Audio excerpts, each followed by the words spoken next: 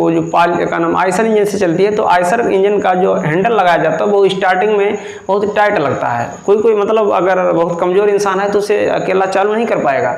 तो आपने देखा होगा एक फिर पटा खींचता है भाई यूँ इस टाइप से। तो जो पटा खींचने वाला जो इंसान है एक तरीका से हम उसे कंडेंसर मान लेते हैं। नमस्कार बच्चों हमारे को स्वाहा। बच्चों आज हम आपको पढ़ाएंगे कैपेसिटर यानी संधारित्र।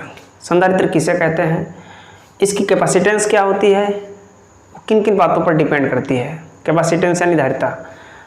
तो ये लेक्चर बहुत इंपॉर्टेंट होने वाला है और आप लोग वीडियो में लास्ट तक बने रहिएगा। और लास्ट में हम आपको प्रूफ करके दिखाएंगे कि संधारित्र की धारिता यानी कैपेसिटेंस का फॉर्मूला क्या निकल के आता है। तो ये वीडियो बहुत इंपॉर्टेंट है, बोर्ड एग्जाम में 100% 5 नंबर में पूछा जाता है। तो ऐसा आपको आज पढ़ाएंगे कि सीधा आपके माइंड में उतर जाएगा, बिल्कुल रटने की जरूरत नहीं, ये मेरा आपसे वादा है। तो सबसे पहले हम बताएंगे संधारित्र यानी कैपेसिटर। धारिता इसकी क्या है, कैपेसिटेंस किसे कहते हैं, धारिता को प्रभावित करने वाले कारक क्या हैं, धारिता विभव और आवेश पर निर्भर करती है या नहीं, इन सब चीज़ों को बताएंगे। देखिए बच्चों संधारित्र क्या है। संधारित्र एक ऐसी डिवाइस होती है, कैपेसिटर एक ऐसी डिवाइस होती है, एक ऐसा उपकरण होता है जो अपने अंदर पर्याप्त मात्रा में चार्ज को स्टोर कर लेती है, या यूँ कह लें एनर्जी को स्टोर कर लेती है। देखिए एनर्जी ही तो चार्ज है, चार्ज ही तो एनर्जी है, एक तरीका से हम कह सकते हैं। भाई एनर्जी का सूत्र क्या होता है दोस्तों, एनर्जी का जो सूत्र होता है U = K Q1 Q2/R। यानी अगर डायरेक्टली देखा जाए जो एनर्जी है वो चार्ज के डायरेक्टली प्रोपोर्शनल है। तो अगर बच्चों उसमें चार्ज स्टोर होगा तो हम कह सकते हैं कि एनर्जी स्टोर हो गई। तो संधारित्र यानी कैपेसिटर क्या है, एक ऐसी डिवाइस होती है या एक ऐसा उपकरण होता है जो अपने अंदर पर्याप्त मात्रा में चार्ज को स्टोर कर लेता है या एनर्जी को स्टोर कर लेता है। और किसी भी डिवाइस को ज़रूरत पड़ने पर अचानक में जितनी उसने एनर्जी एकत्र स्टोर की और किसी भी डिवाइस को अगर उसे देना चाहता है तो अचानक में सब एनर्जी एकदम फटाक से उसे दे देगा। जैसे पंखा है, पंखा जब स्टार्ट होता है तो संधारित्र अपने पास पहले से ही एनर्जी स्टोर कर लेता है और फटाक से उसे दे देता है। पंखा एकदम स्टार्ट हो जाता है, मतलब बहुत ही स्पीड से धीरे धीरे स्पीड पकड़ लेता है। और ये संधारित्र बच्चों बिल्कुल वैसा काम करता है। संधारित्र आप सोचते हैं आम भाषा में इसे हम लोग कंडेंसर भी कहते हैं ना, पंखा में एक छोटा सा कंडेंसर लगा होता है सिलेंडर के बेलनाकार, वही संधारित्र होता है बच्चों। आप लोग कहते हैं, आपके पिताजी कहते हैं भाई पंखा का कंडेंसर चला गया, इसे नया डलवाओ, ऐसे कहते हैं ना, तो वही तो कैपेसिटर है। एक तरीके से बच्चों देखा जाए ये सेम वैसा ही बिहेव करता है जैसे आपने देखा होगा अगर आटा पीसने वाली कहीं चक्की लगी हो और जो आइसर इंजन से चलती हो, या कहीं पॉलिशर समझो, पॉलिशर जहाँ धान कूटने वाली मशीन हो और आटा पीसने वाली वो चक्की हो, तो वो जो का नाम आइसर इंजन से चलती है। तो आइसर इंजन का जो हैंडल लगाया जाता है वो स्टार्टिंग में बहुत टाइट लगता है। कोई मतलब अगर बहुत कमज़ोर इंसान है तो उसे अकेला चालू नहीं कर पाएगा। तो आपने देखा होगा एक फिर पटा खींचता है भाई यूँ इस टाइप से। तो जो पटा खींचने वाला जो इंसान है एक तरीका से हम उसे कंडेंसर मान लेते हैं। वो कंडेंसर की जगह पर काम करता है। जैसे उसने मतलब पटा खींचा और उसने हैंडल लगाया, तो जैसे ही इंजन चालू हुआ तो फिर ऑटोमेटिक चालू हो गया, खच खच खच, है ना। सेम वैसे ही कंडेंसर क्या करता है, पंखे को जैसे वो तो अपने पास पहले से ही एनर्जी स्टोर कर लेता है। जैसे ही पंखा हम चलाने को होते हैं, जैसे हमने स्विच ऑन किया तो संधारित्र ने यानी कैपेसिटर ने या कंडेंसर ने उसको जितनी उसके पास एनर्जी थी उसने फटाक से पंखे को दे दी। पंखा एकदम स्टार्टिंग में उसे ज़्यादा करंट चाहिए स्टार्टिंग में चालू होने के टाइम, तो पंखा एकदम धीरे धीरे घूमने लगा और जैसे ही स्पीड बन गई फटाक से घूमने लगा। तो इस टाइप से देखा जाए कंडेंसर ऐसा काम करता है, मतलब एनर्जी को स्टोर कर लेता है और अचानक में सब एनर्जी जितनी उसने स्टोर की अचानक में किसी भी डिवाइस को वो दे देता है। तो कंडेंसर यानी संधारित्र का ऐसा व्यवहार होता है। तो आप समझ गए होंगे डेफिनेशन। अगर आ जाए एग्जाम में तो आप लिख देना कि कंडेंसर यानी कैपेसिटर एक ऐसी डिवाइस होती है जो अपने पर्याप्त मात्रा में आवेश को अपने अंदर पर्याप्त मात्रा में आवेश को स्टोर कर लेती है, ठीक, उसे हम कैपेसिटर कहते हैं। उसके बाद दोस्तों बात आती है, चलो ये कारक बाद में आपको बताएंगे, पहले हम बताएंगे क्या धारिता विभव और आवेश पर निर्भर करती है। तो सबसे पहले आपको पता होना चाहिए कि धारिता क्या है बच्चों, कैपेसिटेंस क्या है। ठीक है, हमने कैपेसिटर क्या बताया? कैपेसिटर एक ऐसी डिवाइस है जो अपने अंदर पर्याप्त मात्रा में आवेश को स्टोर कर लेती है, उसे हम कैपेसिटर कहते हैं। अब कैपेसिटर को चार्ज को स्टोर करने की जो क्षमता है बच्चों, चार्ज को स्टोर करने की क्षमता, यानी वो कैपेसिटर अपने अंदर कितना चार्ज स्टोर कर लेगा, इस चीज की जानकारी, चार्ज करने की क्षमता क्या कहलाती है? कैपेसिटी। चार्ज करने की कैपेसिटी क्या कहलाती है बच्चों? कैपेसिटेंस। कैपेसिटी से ही बना है कैपेसिटेंस। तो चार्ज करने की जो बच्चों क्षमता है उसे हम कहते हैं संधारित्र की धारिता। संधारित्र की धारिता, यानी अगर कोई बाल्टी फर्ज करो है, तो बाल्टी अगर 5 लीटर की है तो उसमें बाल्टी 5 लीटर ही उसमें पानी आएगा। तो कंडेंसर का जब निर्माण किया गया तो भगवान ने इस पे एक ऐसा ठप्पा लगा दिया कि आप कभी चेंज नहीं होगे। आपको जितने फैरेड का या माइक्रोफैरेड का जो कंडेंसर बना के दिया जाता है, फैरेड का नहीं बच्चों, माइक्रोफैरेड का। फैरेड बहुत बड़ा मात्रक होता है, सॉरी, कंडेंसर का फैरेड बहुत बड़ा मात्रक होता है। तो कंपनियों में जो कंडेंसर बनाए जाते हैं उन पे एक ऐसा ठप्पा लगा दिया जाता है कि तुम अब चेंज नहीं होगे।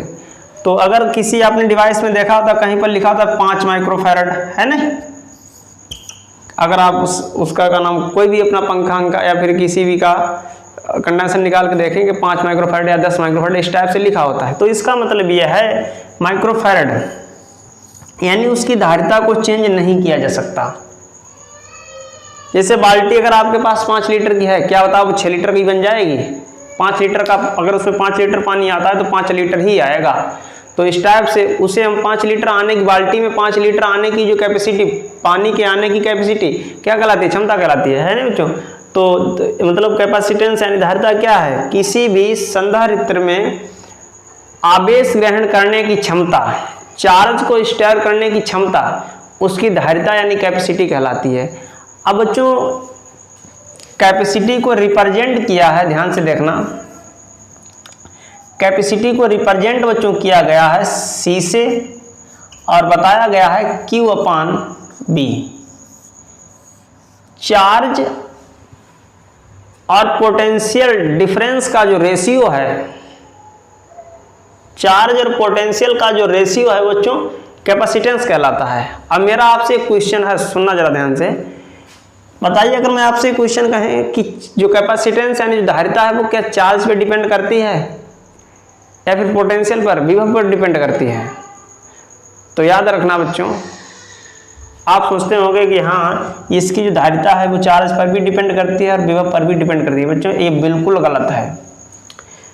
कैपेसिटेंस ना तो चार्ज पे डिपेंड करती है और ना ही कैपेसिटेंस विभव पर डिपेंड करती है। क्यों? अब बच्चों आप सोच रहे होंगे ऐसा कैसे हो जाएगा? भाई जो कैपेसिटेंस है वो चार्ज और बी का रेशियो होता है,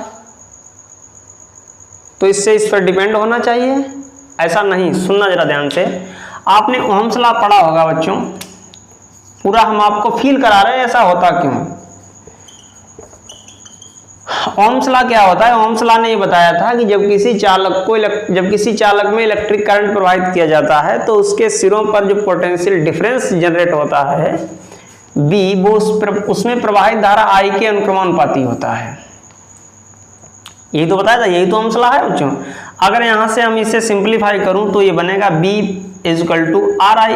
R क्या है? ओम्स कांस्टेंट, ओम नियतांक है। तो अगर यहाँ से R की वैल्यू निकालूं तो बच्चों B/I बनेगा। अब अगर मैं आपसे पूछूं, ध्यान से सुनना, क्या R का मान B और I पर डिपेंड करेगा? बच्चों नहीं करेगा। क्यों? क्योंकि रूल क्या कहता है, ओहम्स लॉ ये कहता है कि अगर चालक में प्रवाहित धारा का मान जैसे जैसे बढ़ेगा तो उसके सिरों पर पोटेंशियल डिफरेंस का मान भी बढ़ेगा। यानी अगर चार्ज बढ़ेगा, करंट बढ़ेगा तो पोटेंशियल डिफरेंस बढ़ेगा। एक साइड जैसे ही बढ़ेगी दूसरी साइड ऑटोमेटिक बढ़ जाएगी, तो इसमें तो कोई इफेक्ट आए ना। अगर बाई चांस हमने यहाँ पर 2 एम्पियर किया तो ये भी 2 वोल्ट हो जाएगा ऑटोमेटिक। तो बताओ कहाँ ये निर्भर कर, इसमें मतलब इसका मान कोई चेंज हुआ? अगर फर्ज को यहाँ पर अगर इसका मान सिंप्लीफाई करूँ 2 × 2 यानी ए कॉम निकल के आया, तो उसी टाइप से अगर मैं करंट की वैल्यू बच्चों 4 एम्पियर कर दूं तो ऑटोमेटिक वोल्टेज भी 4 हो जाएगा। तो हमेशा क्या रहेगा, आर की वैल्यू क्या निकल के आएगी 1। तो उसी प्रकार से अगर बच्चों इसे देखा जाए ये बने कैसे बना होगा आप, अब बच्चों हम आपको बताएंगे कि कैपेसिटेंस यानी धारिता आवेश Q और विभव V पर निर्भर क्यों नहीं करती है, इसकी वजह क्या है। ये तो आप जान गए होंगे कि निर्भर नहीं करती है, लेकिन क्यों नहीं करती है इस चीज़ को जरा ध्यान से देखना। बच्चों सबसे पहले ये क्वेश्चन ये उठता है कि C = Q/V आया कहाँ से। अब आपको हम बच्चों बता रहे हैं, अगर यहाँ से हम Q की वैल्यू निकालूं तो ये बनेगा CB, और अगर यहाँ से बच्चों हम इससे क्लियर ये होता है कि जो Q है वो वोल्टेज यानी पोटेंशियल डिफरेंस के डायरेक्टली प्रोपोर्शनल। बच्चों इसका मतलब यह है कि जैसे जैसे किसी चालक को आवेश यानी चार्ज दिया जाएगा, उसी के रेशियो में, उसी चार्ज के रेशियो में उस चालक पर पोटेंशियल डिफरेंस यानी B का मान भी बढ़ेगा। जैसे जैसे ओम्स लॉ में बच्चों क्या होता था, B प्रोपोर्शनल I, यानी करंट बढ़ने से पोटेंशियल डिफरेंस बढ़ता था, वैसे ही चार्ज बढ़ने से यहाँ पर पोटेंशियल डिफरेंस बढ़ेगा। तो अगर यहाँ से बच्चों हम इसे अनुपाती चिन्ह हटाएं तो ये निकल के आएगा C × B। अगर यहाँ से C की वैल्यू निकालूं बच्चों तो ये बनेगा Q/V। इसका मतलब बच्चों ये हुआ कि अगर Q बढ़ेगा तो B बढ़ेगा, और Q घटेगा तो B घटेगा। तो ये इसमें कोई इफेक्ट नहीं होगा बच्चों। देखिए ना, अगर फर्ज करो Q का मान हम 2 कूलम कर दें, Q का मान अगर हम 2 कूलम कर दें तो पोटेंशियल डिफरेंस का भी मान 2 कूलम आ जाएगा। सिंप्लीफाई करो 1 आंसर मिलेगा। उसी टाइप से बच्चों अगर हम Q की वैल्यू 4 कूलम कर दें तो पोटेंशियल डिफरेंस भी 4 वोल्ट हो जाएगा। तो कुल मिला के आंसर क्या मिलेगा 1। तो इससे क्लियर होता है कि जो कैपेसिटेंस यानी धारिता का जो मान बच्चों होता है वो ना तो चार्ज पे डिपेंड करता है, ना तो पोटेंशियल डिफरेंस पर डिपेंड करता है। हाँ डिपेंड करता है, किस बात पे डिपेंड करता है, कैपेसिटर के आकार पर, उसके साइज पर, उसकी प्लेटों के बीच की डिस्टेंस क्या है, इन सब चीज़ों पर डिपेंड करता है। और चार्ज और पोटेंशियल पर डिपेंड बिल्कुल नहीं करता है। तो आप लिख देना अगर पूछा जाए कैपेसिटेंस क्या होता है। कैपेसिटेंस यानी धारिता बच्चों किसी भी कैपेसिटर में आवेश यानी चार्ज ग्रहण करने की एक क्षमता होती है। कैपेसिटेंस यानी धारिता किसी भी कैपेसिटर या संधारित्र में आवेश ग्रहण करने की एक क्षमता होती है, जिसका इसे C से रिप्रेजेंट किया जाता है, इसकी धारिता को, जिसका मान आवेश Q और B पर निर्भर नहीं करता है। आप इस चीज़ को ध्यान रखना।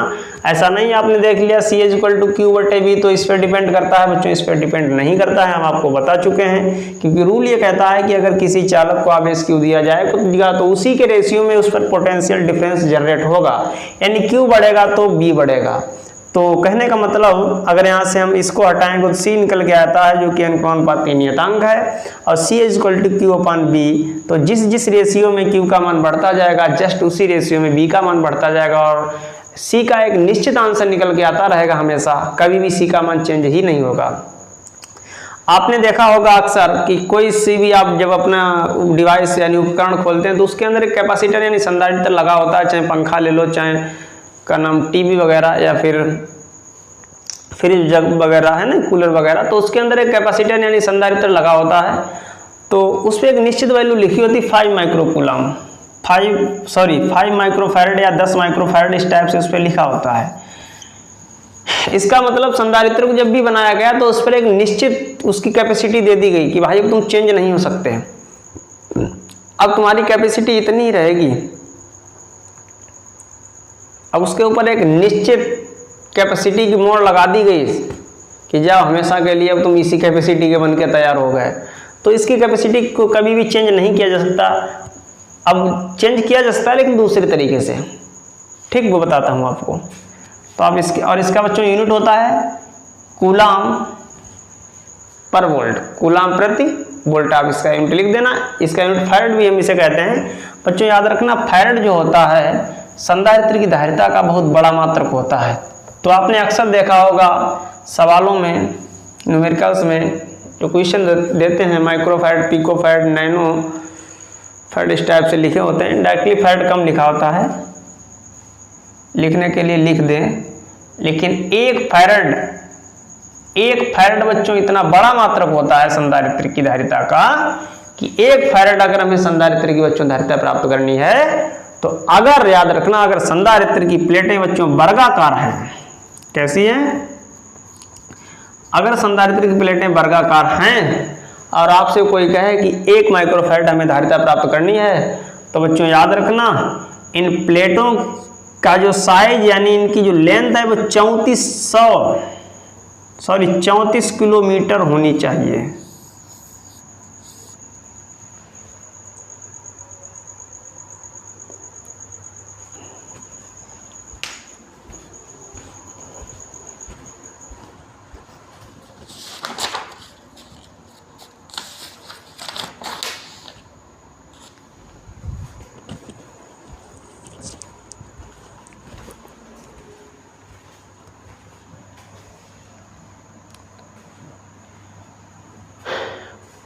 अब बच्चों हम आपको बताएंगे कि संधारित्र की धारिता को प्रभावित करने वाले कारक क्या हैं।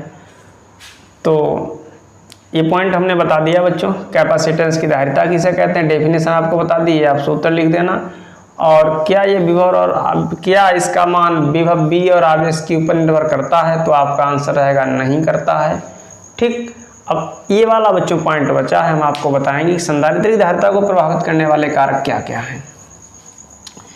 तो सबसे पहले बच्चों संधारित्र की धारिता के लिए आपको सूत्र का निगमन करना पड़ेगा, उसके बाद बच्चों आपको अच्छा समझ में आएगा। चाहो तो पहले हम बता दें, देखिए बच्चों संधारित्र की धारिता का जो फार्मूला होता है वो भी हम आपको दिखा रहे हैं और हमें यही निकाल के लाएंगे, A epsilon not upon D. बच्चों यहाँ पर अगर एक डी बच्चों क्या है, इसकी प्लेट के बीच की दूरी, और ये बच्चों इसकी एरिया है।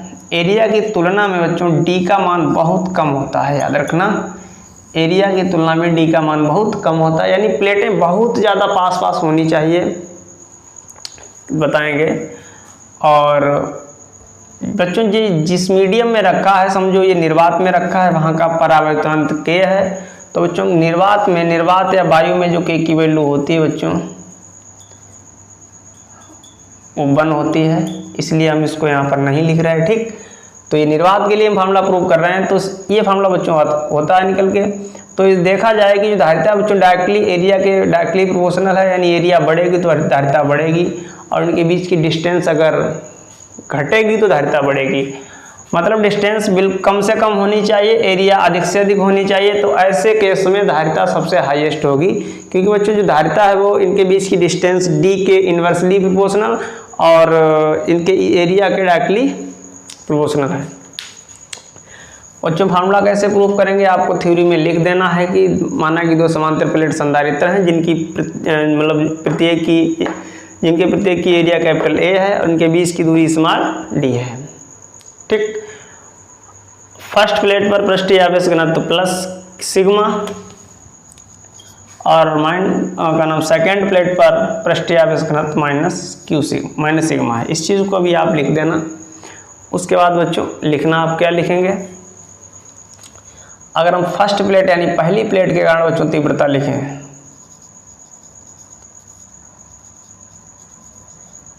पहली प्लेट के कारण तीव्रता, वैद्युत क्षेत्र की तीव्रता,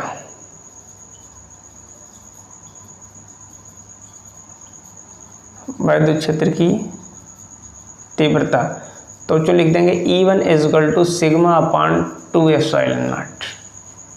ये आपको पढ़ाई है बच्चों। और सेकेंड प्लेट के कारण अगर हम तीव्रता लिखें बच्चों,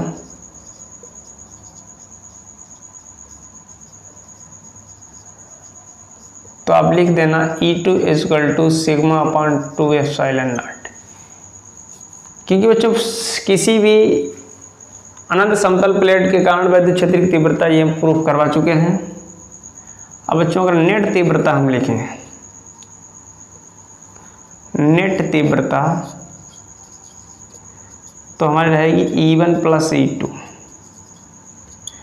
तो बच्चों ये है सिग्मा अपॉन 2 एप्सिलॉन नॉट,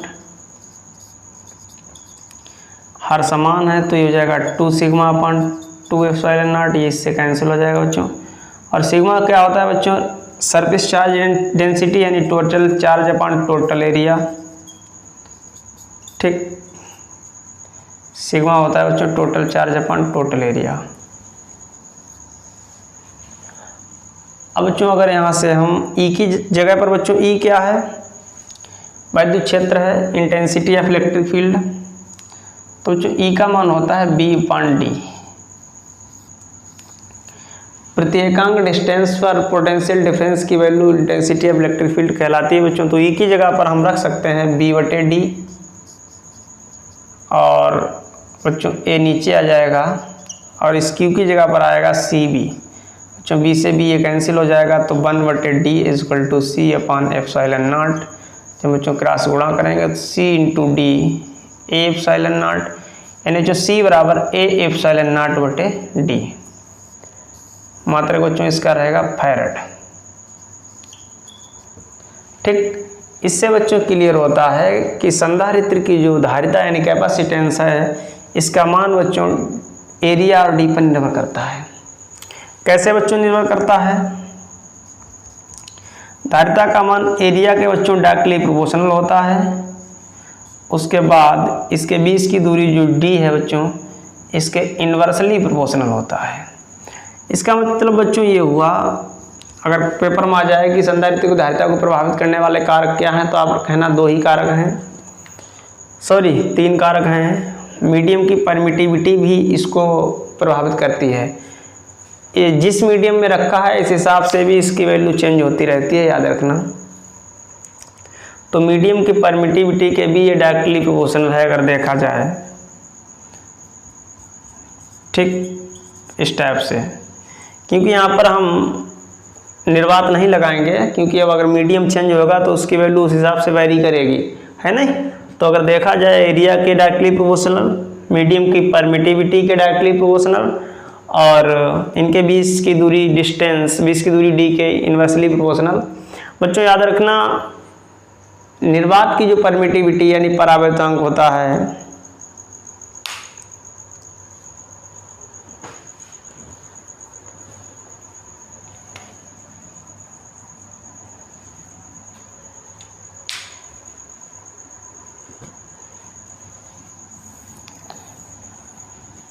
बच्चों ये फॉर्मूला निकल के आया। अगर अब देखा जाए C का जो मान बच्चों तो है जो प्लेटों की एरिया के डायरेक्टली प्रोपोर्शनल है, उसके बाद इनके बीच की दूरी D के इन्वर्सली प्रोपोर्शनल है। यानी एरिया बढ़ेगी तो C बढ़ेगा, एरिया घटेगी तो C घटेगा, D बढ़ेगा तो C घटेगा, और D घटेगा तो C बढ़ेगा। इस चीज़ को बच्चों आप याद रखना।